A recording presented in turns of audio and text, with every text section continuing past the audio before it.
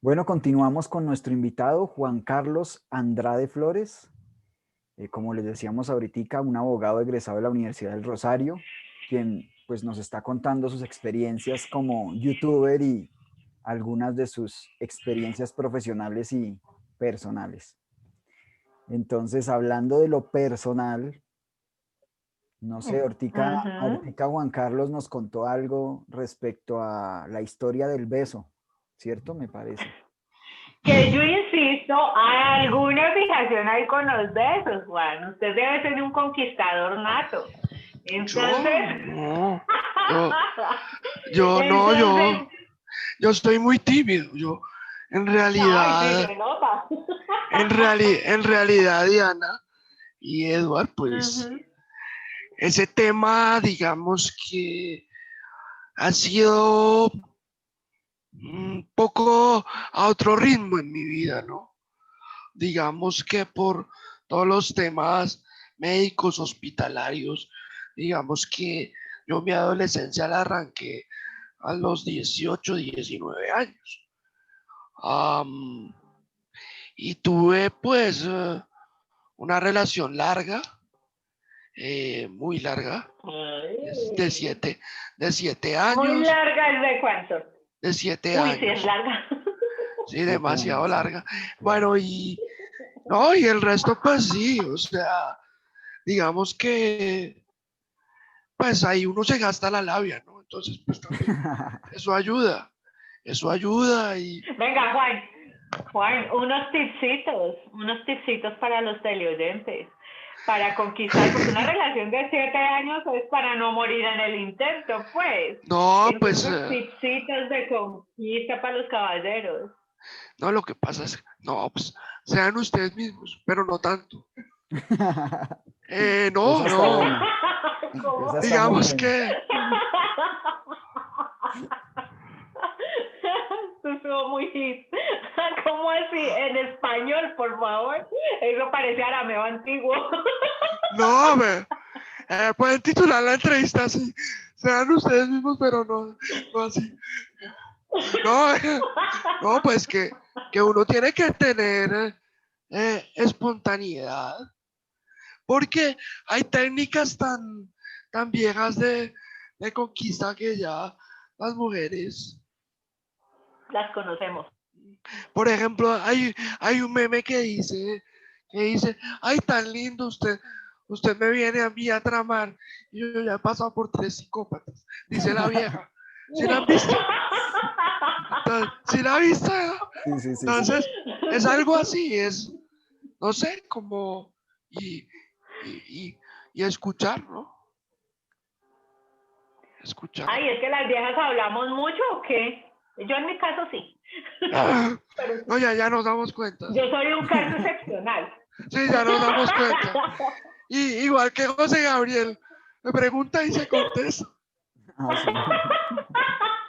José Gabriel Pero Ortiz. es que yo soy un caso particular, pero la regla general, ¿qué dice? No, sí, sí, no sé. Pero sí, las mujeres hablan mucho y se contestan. Bueno, en fin, pero no quiero entrar en polémica porque eh, muchas de mis seguidoras son de rango de edades. Entonces, no.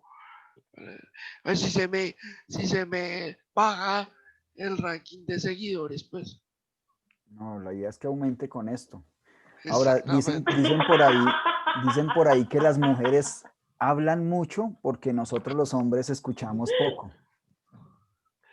No, lo que pasa es que se vuelve una, se vuelve un monólogo, ¿no? Sí, En exacto. realidad, se vuelve un monólogo y entonces, como dicen los abogados, ¿no? La justicia o las películas gringas, todo lo que diga será usado en su contra. Entonces, Bueno, pero para que aumente ese rating, Juan Carlos, hoy en día está casado, soltero, divorciado, no, ¿qué anda yo haciendo? estoy soltero. Yo estoy soltero, ¿Es vivo, materia disponible? vivo con mi. Mm, Tenemos eso, digamos que vida privada, pero soy soltero, vivo con mis padres, y en eso estamos y por ahora concentrados en todo este proceso. Pero pues ya habrá tiempo para mirar eso. Claro que los papás le preguntaron a uno que, pues como ya tenemos 2 sobrinas, entonces preguntan cuándo es para este lado, pero por ahora no. Por ahora no. Ah, es la primera vez que me preguntan y que contesto de estos temas en entrevistas. Pero bueno, parte de todo, ¿no? Es un magazine, ¿no? Y Entonces, estos temas como que lo ponen Claro que nervioso, sí, ¿no? aquí todo se vale. no, un poco, sí, un poco, pues porque no suelo hablar de eso, pero sí, pero quiero contarles que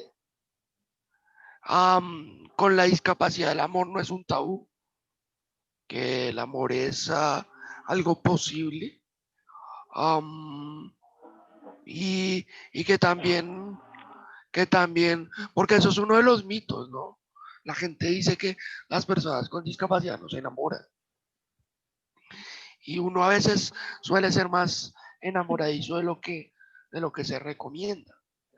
Pero, pero es decir, o sea, es importante sentir, es importante cómo vivir la vida. Por eso digo que es importante ser uno mismo. Entonces, con toda esta historia de vida, pues uno se puede acercar más, como vencer barreras. No sé si me entiendan. Yo creo que le entendemos un poquito y por eso va a ser la otra pregunta. ¿Qué de bueno, de bonito, le dejó esa relación de 7, 8 años? ¿Y qué feo le dejó? ¿Fue lo bonito? ¿Qué fue lo feo en esa época y Lo ahora? bonito, lo malo y lo feo. Sí, Sí, claro. No, lo bonito, pues, es tener una relación, pensar en pareja, compartir momentos bonitos. Digamos que eso me enseñó muchas cosas. ¿Qué más? ¿Lo bonito qué? lo bueno, Lo lo bonito, lo bonito, malo y lo feo. bueno. Bueno, lo bonito, lo bueno, pues, aprendizajes, experiencias, madurez. Am, pero lo feo, tal vez, cómo se acaban las cosas de pronto, de una, de una manera abrupta, complicada, pero todo es parte de la experiencia, todo es, todo es ganancia, todo es aprendizaje y no sé, todo es para adelante.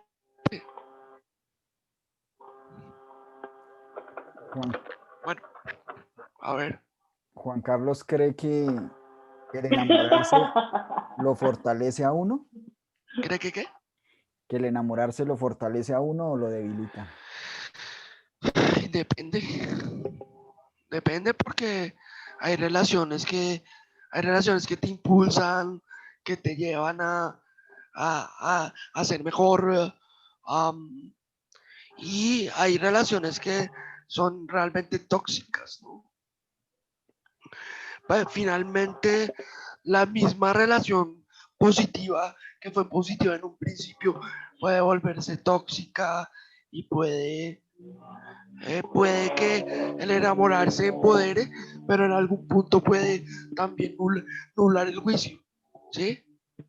Entonces, el hecho de estar enamorado a veces nos lleva a quedarnos en una situación que no es buena ni sana para ambas partes. Entonces, digamos que tiene esas dos caras, el enamoramiento. Pero sí, pero el amor sí es una fuerza transformadora de verdad. Qué bien. Juan, en todo lo que nos implica a nosotros en la vida social, laboral, personal, el amor hace un precedente único. El amor no es simplemente una relación de dos personas, ¿no? El amor No, trasciende más allá la capacidad de vivir en sociedad y etcétera, etcétera, la empatía, el ser como ente humano que lo hablábamos antes de cortar la entrevista. Pregunto yo, en la aula de clase que dirige Juan Carlos Andrade, ¿el amor es un componente que es esencial o encuentra a sus alumnos un poco reacios? pues interesante pregunta. Am, sí, al principio yo creo que cuando uno llega a un aula y uno tiene una discapacidad, tiene ciertas maneras de hacer las cosas, tienes de tono de voz de pronto, las, la reacción es difícil, es como de perplejo, de, de una cosa que no se puede manejar, porque pues yo fui profesor de la nocturna, um, y eran estudiantes a 20, 25 años mayor que yo, y eso era bien complejo. Gente que llegaba muy cansada a tomar lecciones de derecho romano, por ejemplo, a las 7:30 de la noche. Una cosa terriblemente.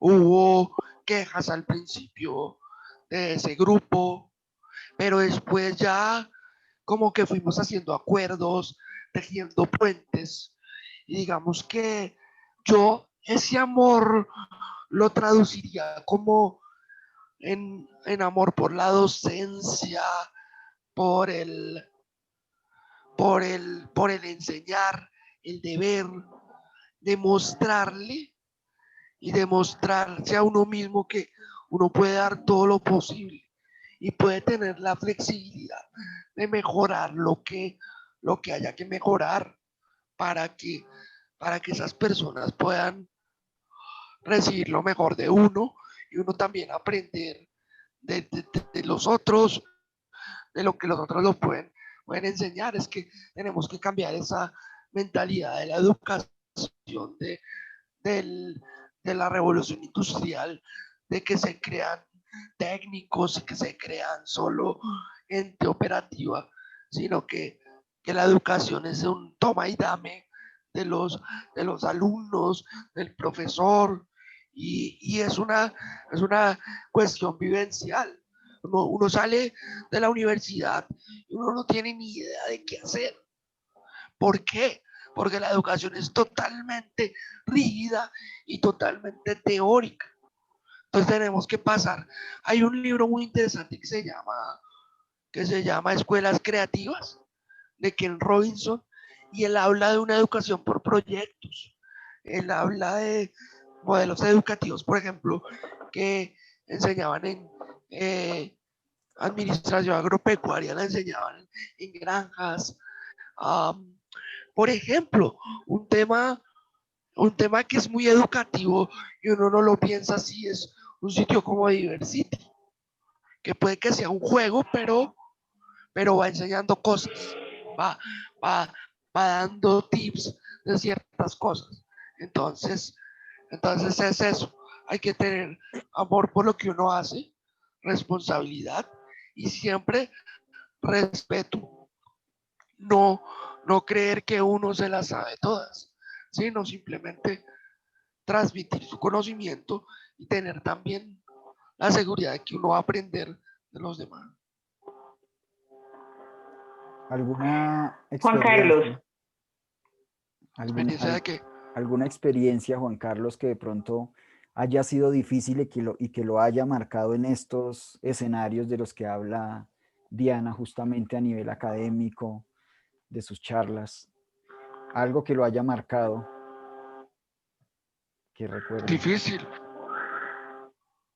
A ver, pues, por ejemplo eso, que en algún punto la gente se estaba quejando, la gente se estaba quejando, como como que no valoraban en un principio el esfuerzo que uno hacía. De, es que eran 90 minutos de clase, por ejemplo. Eso es demasiado tiempo. Eso es demasiado tiempo para 90 minutos de clase. Eso es Y demasiado tiempo. 2, 3 días antes de compilación de información para poder dar, porque doctor, dar Además, derecho romano, mis respetos. Derecho romano no lo dicta cualquiera, tiene que ser una persona con una cantidad de conocimientos y manejar muy bien el argot jurídico en latín. O sea, para nuestros oyentes que no son abogados, tú y yo que somos abogados sabemos que estamos hablando de esferas muy elevadas de conocimiento, pero para quienes no son abogados, entrar en el conocimiento del derecho romano, que es la cuna, además, que es la base del eso es un derecho programa súper largo. universal. Eso es un programa Es, súper es... largo. Y es muy Sí, difícil, y el pero latín. en realidad no lo volvería a hacer.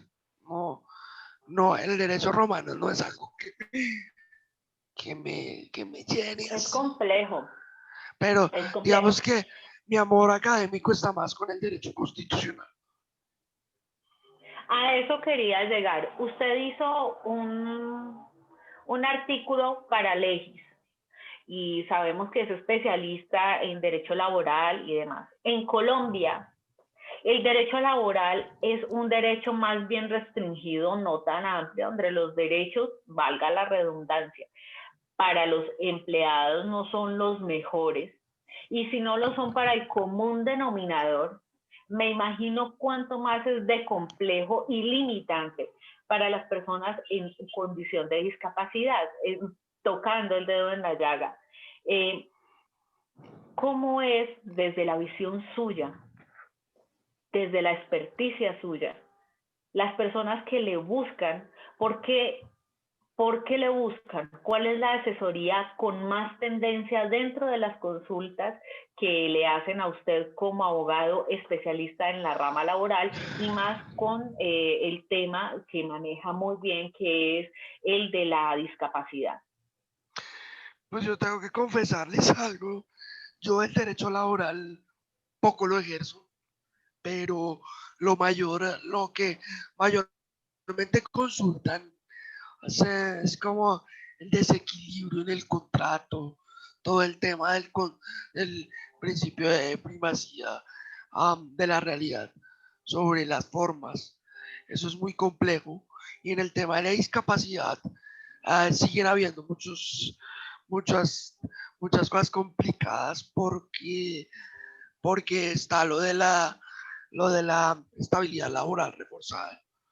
La estabilidad laboral reforzada, que es simplemente que no se puede despedir sin permiso del ministerio a una persona con discapacidad, porque se asume que es por razón de la discapacidad, pero eso es un arma de doble filo, porque le dice a las empresas que, uy, un momento, no contrate a estas personas porque son problemáticas, ¿sí? Entonces están las dos caras de la moneda, pero el tema del derecho laboral es que de pronto todavía es muy, como muy ritualista, tiene que estar más conectado con la realidad. Por ejemplo, hay una crítica muy válida que se puede hacer y es que todo esta vaina del, ¿cómo se llama esto? Del, del programa de seguridad y salud en el trabajo es una cosa engorrosísima. Debería, debería adaptarse según el tamaño de las empresas y, y mirarse cómo cada empresa pueda cumplirlo en su día a día, porque entonces una empresa de 13 empleados no puede tener 4 comités, es una cosa, y los costos que se dan de, de implementar una cosa así, pero es que hay que mirar de verdad la realidad social de los trabajadores, cuál es, si están cubiertos con la seguridad social, si tienen los implementos de seguridad y salud, si están capacitados, si, si están de verdad cubiertos por los mínimos derechos. Es que eso es lo que tiene que, porque es que el derecho es una ciencia social, el derecho es una ciencia dinámica. Es que nosotros hemos tenido, por ejemplo, muchos problemas con el tema de las aplicaciones de transporte, simplemente porque no se puede cambiar un artículo. ¿Ah? El derecho a veces es muy lento para responder a la realidad social. Así es.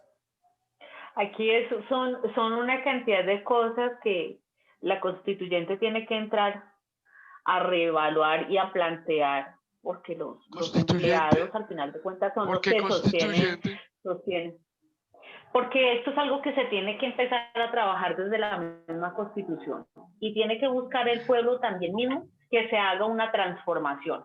El mismo pueblo Pero tú, tiene que buscar, no con acuerdos sentados única y exclusivamente, Juan Carlos, en las mesas de diálogo cada final de año cuando se hacen el evaluar el salario mínimo y demás, o solo con paros, sino hacer un documento en que de verdad las personas se unan y que cumpla con todos unos procesos, que se mueva a través de todos los mecanismos que existen participativos hasta llegar arriba, donde se haga una transformación constitucional, una renovación en ciertos artículos. Entonces, si esto no se hace desde ahí, si el pueblo no se mueve a que esto se haga de forma adecuada, pues eso nunca va a suceder.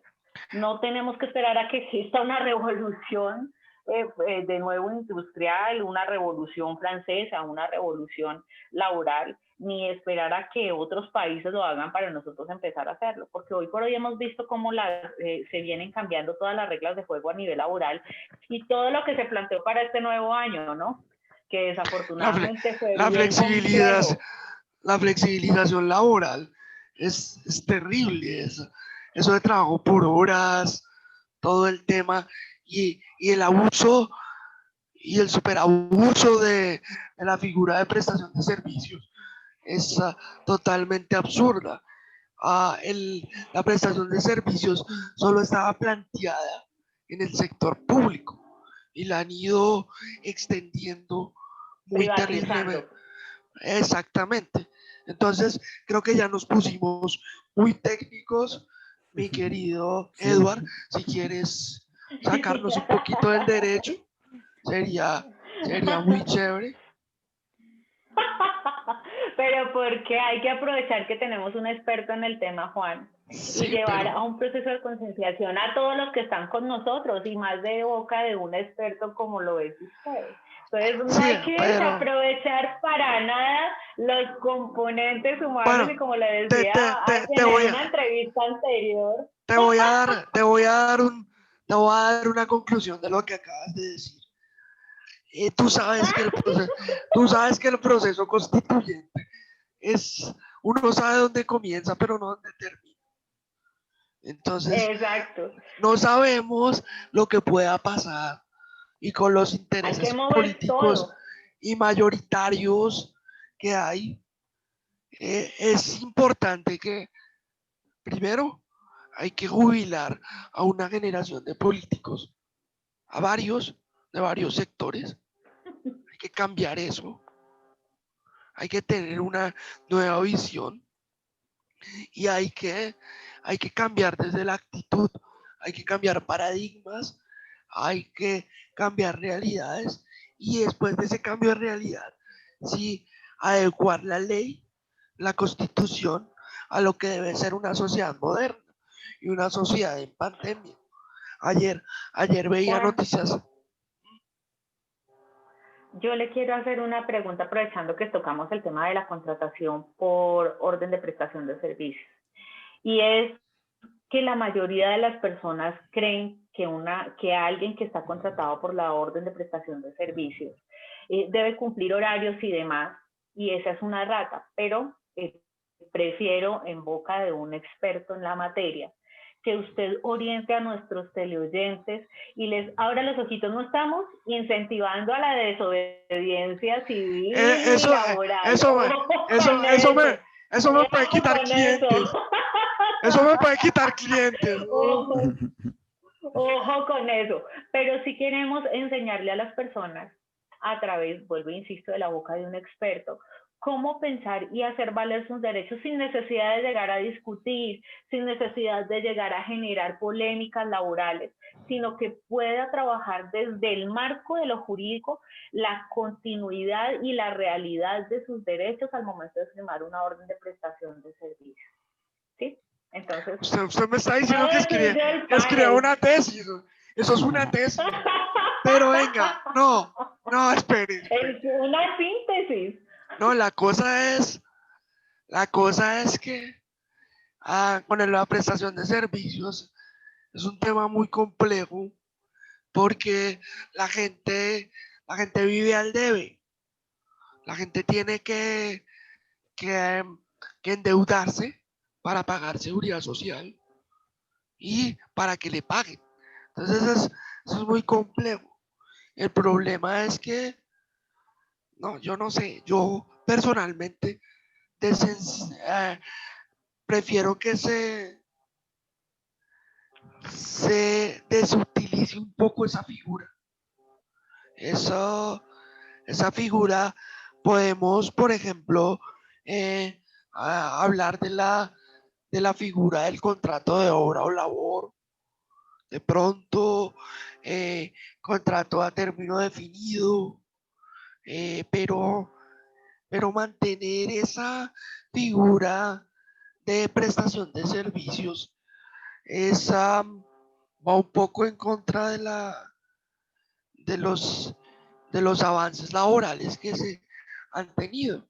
De pronto, de pronto es, de pronto es una apuesta arriesgada, pero habría que pensar, cómo hacer eso o lo que estaban diciendo antes de que las empresas asuman el pago de eso y dentro del, dentro del pago, no sé, es que es muy complejo todo eso, pero sí, pero cuando haya contrato en realidad, sí, hay que hacerlo, hay que hacerlo valer.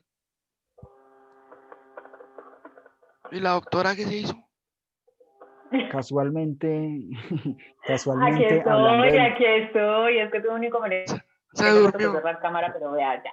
Ya se durmió. regresé. No, a mí el tema del derecho Bueno, me encanta y sobre todo el tema laboral, porque bueno, muchas personas desconocen que existe la Organización Internacional del la Trabajo que OIT, avala los derechos de los trabajadores, que no, avala el trabajo de todas las personas, de todos los países adscritos a eso. Entonces no acuden, no agotan los mecanismos y demás, pero esa es una charla que más adelante, Juan Carlos, tendremos en otro programa, que sea todo este consenso laboral y una evaluación general de lo que es realmente los derechos laborales en Colombia. Ahí le voy votando a usted con antelación de una cantidad de programas para que vaya pensándose cuando lleguemos a buenísimo, claro.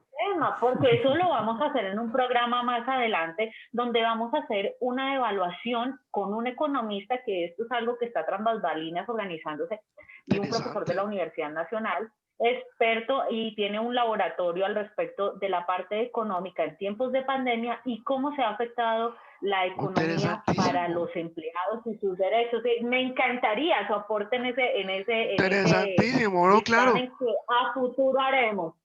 excelente. Y además, lo que tú hablas de la Organización Internacional del Trabajo es muy chévere porque tiene una representación de las tres partes que son gobiernos, empresarios y trabajadores.